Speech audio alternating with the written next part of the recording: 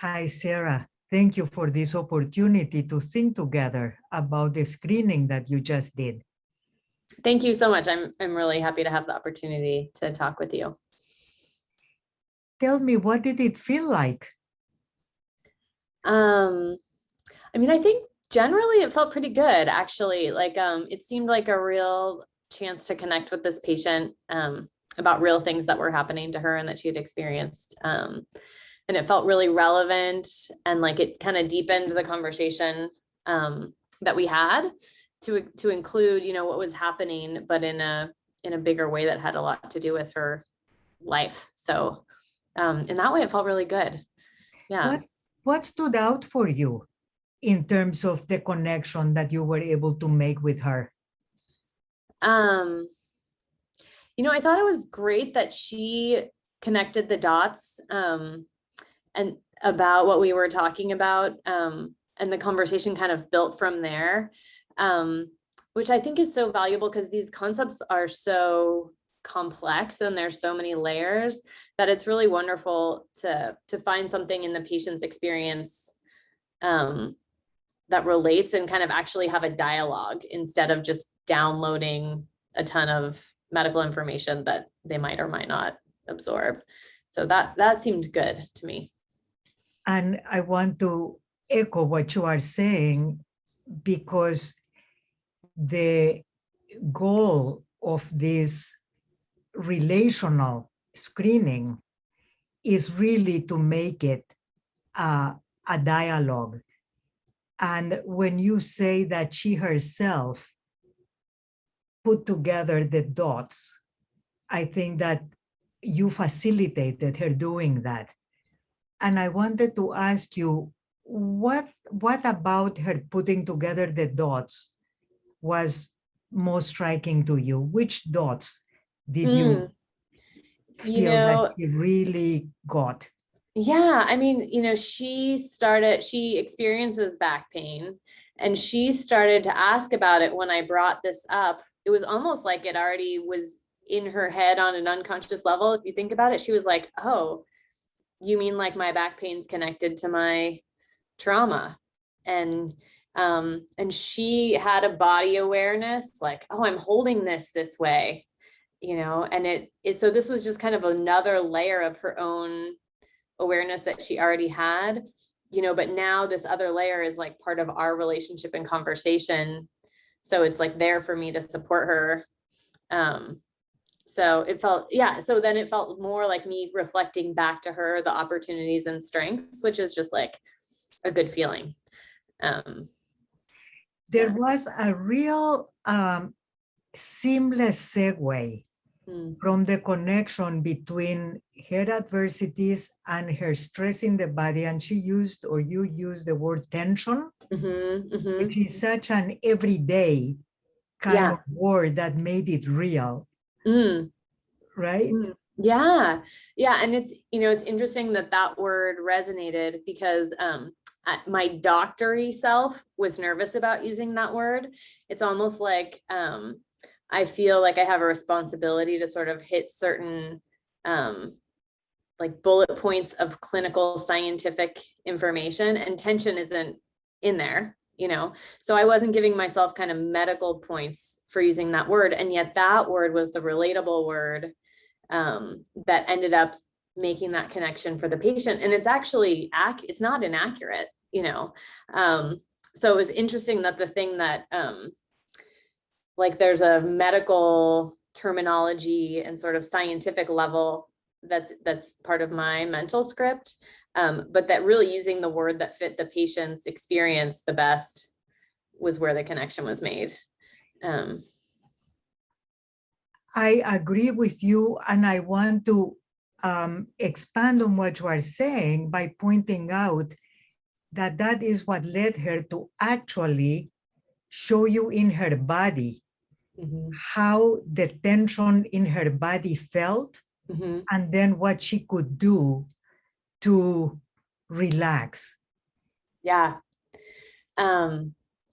And actually, I'm realizing that was totally made possible by thinking of this conversation as a dialogue instead of a didactic. Because if I'm just thinking I have to get these points across to you, there's no space for her to respond to what's speaking to her. But it's really like the magic is in something speaks to her, and then she actually literally made a mind-body connection in the moment there.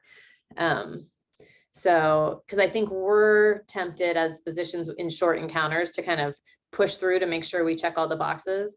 But it's actually probably okay if you get through half the information, if you have these opportunities for the person to respond and have a dialogue. Because then the information is actually absorbed rather than just given. Yeah. And that takes me to another observation that I made, that there was the seamless connection between what happened to her and her back pain, her experience in the body, and then what she could do in terms of walking in nature, in terms of noticing it in herself, and then taking steps to relax, so that you were bringing up the strengths in a very cohesive kind of triangle of adversity, distress, strength, and protective action, right? Yeah. Yeah, that was the way that came up organically was really interesting to me. I didn't have to sort of like refer back to my notes to remember to talk about strengths. Like it just came from her own observations about her experience in her body. And then it was kind of like, oh, that's a strength. There you go. Yeah. I noticed how clear and concise you were when you described to her why you were administering the ACE screening. You made a very clear description of a lot of these difficult experiences happen to people. They create a lot of stress. It's not inevitable. We can do something about it. And we'd like to talk with you about things that you can do to help yourself. How did you come to that very clear, concise way of explaining it? Through a process, I would say. Yeah, I'm glad that you noticed that. That was my intention.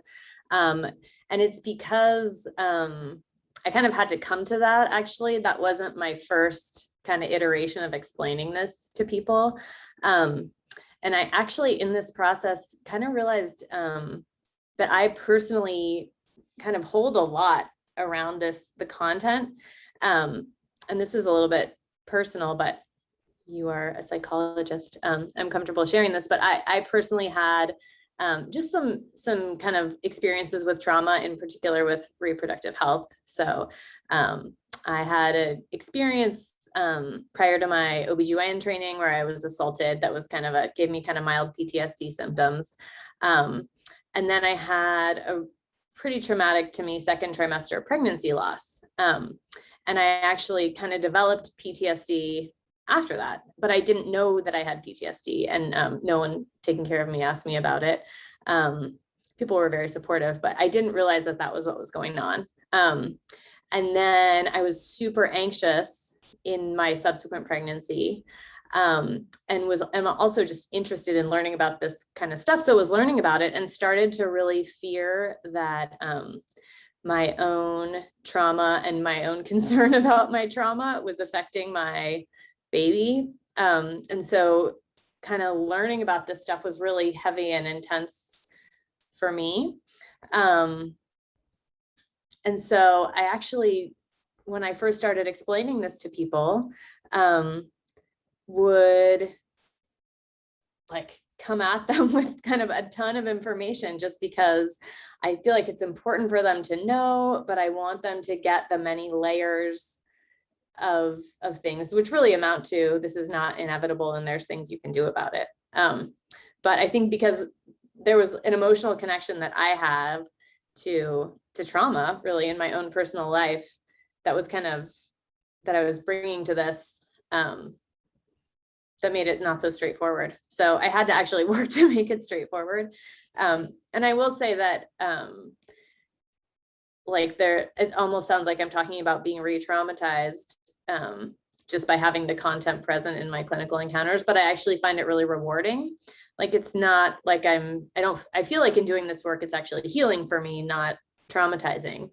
But I was kind of bringing a lot of pressure and anxiety to the explanation. Probably, I think, connected to personal experience. Do you think one way that we can understand your experience, and I am very grateful and appreciative of your openness Mm-hmm. in describing such a profound personal experience, Mm-hmm. and how it influenced how you felt in the clinical encounter with your patients. Thank you for doing that. Takes a lot of courage to do that. Do you think that what you might have experienced is that watching yourself feeling intense emotion allowed you to be simultaneously feeling it and watching yourself feeling it, and saying to yourself, for my patient, I need to leave the feeling outside so that I can deal with it in my own personal space, and just give them the calm, reassuring, normalizing explanation that this happens to all of us, Mm-hmm. that adversities are universal, that they affect how we feel, and that it's not inevitable that it will affect our health, because there are actual steps that we can take to protect ourselves. Yeah, I mean, I think the way you just said it is what I hope to offer. And with intention, and the intention is probably taking care of my own self that might not fully believe that, or, you know, the part of me that was scared that that wasn't true. Taking care of that person, or having that not be what I'm leading with, or what's present, is what allows me to offer that, because I feel like I have experienced being a person that doesn't understand or believe that, which is what motivates me, you know, but apparently there's still some like tenderness there, of from my own experience, that needs the reassurance that you just verbalized. And that I hope to give that reassurance to other people too. And I believe it. So what I want is a clear, concise way to deliver it. And even just the way you just delivered it is grounding. To hear something in sort of slow, concrete, this happens, it's very common, it's not inevitable, there's a lot we can do, like that cadence, you know, settles the nervous system. And I think I was coming from a different place, you know, there's a lot here and it's really complicated, and epigenetics and anxiety, and oh my gosh, but it's okay, we can do something about it. And that is not grounding. So I had to kind of arrive at that second way of And delivering. you arrived. Sarah, I want to thank you for your courage in sharing with us a very difficult traumatic experience that you had, and how it has given you the compassion and the understanding for connecting with your patients around their own traumatic experiences in a way where your own emotion is processed personally, but does not flood the communication that you have with your patients and you focus on their experience. Could you, given that trauma has happened to all of us, and many of us actually gravitate towards the health professions because we want to heal others as we heal ourselves. Could you share with us how you came to that place where you can really be there for your patient and use your experience as a way of connecting with them? Yeah, thank you. And I think it's right. You're right to land on the compassion part kind of as the culmination. Like, I really do feel like the compassion that I have for my patients that really comes from like deep in my heart is such a source of care for them, and of real connection with them, and is so rewarding to me. So it doesn't feel like a sort of a horrible story, but it's really interesting. I mean, for one thing, I was really drawn to this work without making any personal connection to my own traumatic experiences consciously, first of all. So I was like, ooh, that is so fascinating, like intergenerational epigenetics and mind, body, and experiences, without thinking like, oh, this has to do with your own stuff. But yet I totally gravitated towards this. And then, reflecting back, when the way that my own personal experiences had affected me was kind of below the level of my consciousness, what you're talking about of kind of the experience flooding was kind of not in my control. I now see. Like, I can remember an experience as an intern, the first time I talked to a patient who her pregnancy was the result of a rape. And I like excused myself from the room and had a panic attack. Like, I went to the bathroom and had a panic attack, and then continued on my internship day, and didn't like ask for any help about it or really reflect, just or really reflect on it. That was just kind of like, I had this reaction and I just it was overwhelming, and yet I tried to stuff it down. And yeah, I just trying to think, like, our training is somewhat traumatic, and we have experiences, like, at least in reproductive health, I've had kind of like PTSD reactions from some adverse patient experience or adverse patient outcomes, that I kind of wonder, is that like, pathways that were already there? Is that why I had that reaction to these experiences? But I've also kind of learned, like, I've come a long way from doing what we ask our patients to do, which is kind of like learning how to take care of myself and getting support. And yeah, like I did therapy, I did compassion training, I don't know, stuff like that. Yeah.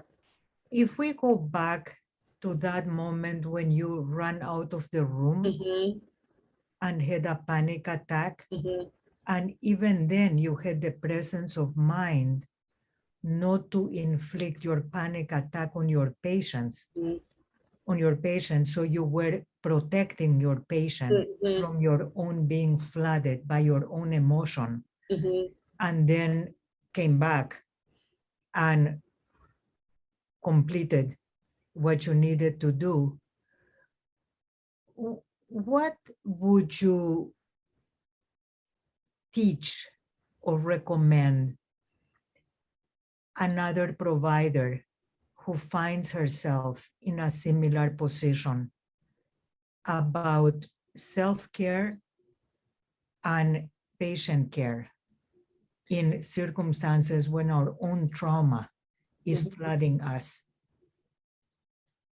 Yeah. I mean, I don't know. I'd also be curious what you would recommend, but for me, I think that it really related to this idea that we have as physicians, that we have to know how to handle everything by ourselves. And that if I had been able to share that with another person, probably just the support of another individual person, could have made a big difference for my ability to not have those emotions seem so big and overwhelming. And it's almost, like, I think it's so interesting, this idea of like who's holding the emotions, just because now I feel like when a patient discloses to me in particular about like a sexual assault, I almost feel like I'm like literally taking the burden from her by just sharing that some of her feelings are normal and don't have to do with her. And like, I feel such gratitude now for being able to do that for her. Like, it's just a source of tremendous gratitude that I'm able to just diffuse that for her or hold it for her, which is just really funny when I think back to myself as an intern, how unwilling I was, how afraid I was of letting someone else share the burden with me. Yeah. You are reminding me of a saying that trauma-informed care moves towards the trauma the way first responders move towards an emergency. Because first we equip ourselves to deal with emergencies. We don't run towards an emergency without having the specific equipment that we need to deal with that emergency. And the way you are describing your experience, Sarah, it seems to me that in reflecting on how your own traumatic experience lived in your body and lived in your emotions and was triggered by reminders of it, by going through that process, that journey of self-knowledge, you were equipping yourself as a first responder so that now you are fully skilled and equipped to respond because you have done the work on yourself.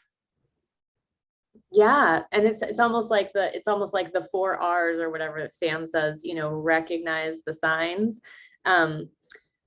Like I recognize them in a different way because I have experienced them myself in some ways. And before I was able to recognize them, when I was just experiencing them, that wasn't helpful. But by equipping yourself, by kind of recognizing it, and I guess in recognizing them, it may be in patients and it may be in yourself.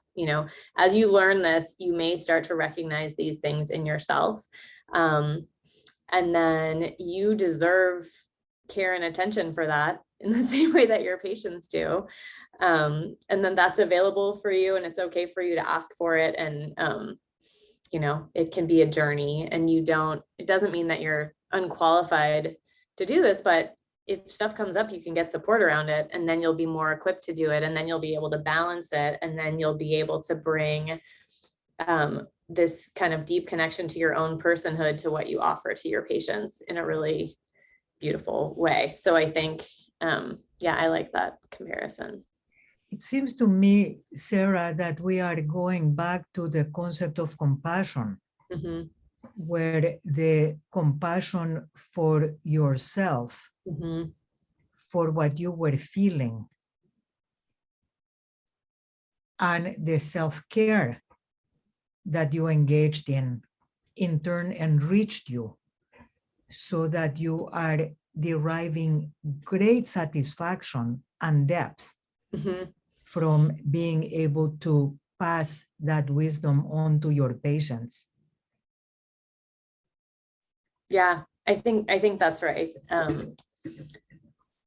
Yeah, and I think a lot of us in medicine part of compassion is just an attitude of kindness. And for many of us, we're the last person to whom we extend that attitude. And that doing that, paradoxically, we think because we don't deserve it, but it's actually, even if our only goal is to help our patients, that is a way to get there, for sure, that we need to extend that attitude of kindness towards ourselves in order to be able to offer what we have, which is really deep and profound and can really be of use to them, but not as much if we are flooding our experience into the clinical encounters and things like that. Maybe the message that you are giving us, Sarah, is that relational health starts with the relationship that the medical provider has with him or herself. Mm. And in that deep self-knowledge, which is ongoing and we cultivate throughout our lifetimes, comes then the ability to become more and more skilled in the ability to heal. Yeah, I like that. And I think certainly it can't be separated from it. And then it's, you know, it's kind of intriguing because then it just becomes a lifelong process of your own kind of development and healing that's contributing to your ability to show up for patients that then feeds back into your own learning. It's pretty compelling. Yeah, it's a profound personal journey. Mm-hmm, mm-hmm. Yeah. And the other place where I wanted to bring you is when the patient said something that, now that you described your own personal experience, could have come to a very tender place in you, which is when she said, I'm afraid of my own stress passing on to my baby. Mm-hmm. And you gave her a very reassuring, normalizing explanation that babies are organized Mm-hmm. to both process stress and respond to efforts to protect them from stress, and that it's a dance that goes back and forth where relationships are not always harmonious. Mm-hmm. But the message of love and protection is what keeps babies in a healthy trajectory. How did you feel when you were giving that message? Good. Like I had like I felt like I believed that, you know, and that it really is, it genuinely should reassure someone, or, you know, it's good news. And it's actually a frame shift almost between this deterministic idea and more of a developmental, constantly evolving idea, which is just is both more accurate and takes the pressure off for perfection at any moment in time, you know. So I felt good about that message. I think you also added to that message by showing her in the here and now how her awareness of her baby's rhythms were already showing how attuned she was to the baby and how she was already engaging in parenting practices, parenting skills, and her whole body responded to you. Did you notice that? Yeah. I didn't notice how her whole body responded, so that's good to hear. But yeah, and that's actually something that I've just started to do kind of in participating in CalQuick, like make these easy developmental connections. They're so easy to make. Oh, your baby's moving. Oh, your baby keeps you up all night. Or, you know, people love looking at their babies on ultrasound, you know, oh, your baby, you noticed your baby's hands are by its mouth. That's a cue that it wants to eat. Or, you know, there's so many ways to connect what people are already learning about their baby to their ability to provide safe, supportive, nurturing care. So it's cool to be able to bring that in so easily. That's right. It's, I imagine, one of the great pleasures of doing this work, one of the healing parts of doing this work, building the next relationship. Yeah, it's cool. I hadn't thought about it that way, but it's really beautiful. Yeah.